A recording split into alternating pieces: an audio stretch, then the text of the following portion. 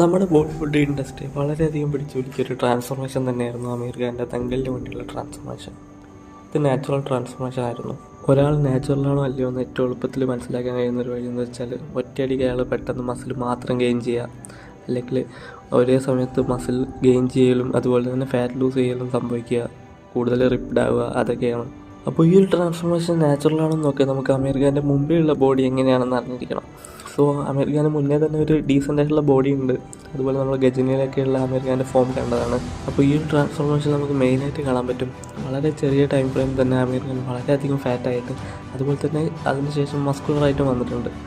അപ്പോൾ ഇത് വളരെ ചെറിയൊരു ടൈം ഫ്രെയിമിലാണ് ചെയ്തിട്ടുള്ളത്. പിന്നെ അതുപോലെ തന്നെ നമ്മൾ ഏറ്റവും അധികം കൺസിഡർ ചെയ്യുന്ന ഒരു കാര്യമാണ് അമീർ ഖാൻ്റെ വയസ്സ്. ഏകദേശം നല്ല ഒരു 40+ അമീർ ഖാന് വയസ്സുണ്ട്. സോ ഈ ഒരു ഏജിൽ ടെസ്റ്റോസ്റ്റെറോൺ ലെവൽസൊക്കെ വളരെ ലോ ആയിരിക്കും. സോ ഇങ്ങനെയൊരു ട്രാൻസ്ഫോർമേഷൻ ചെയ്യാന്ന് വെച്ചാൽ വളരെയധികം പാടുള്ളൊരു കാര്യമാണ്.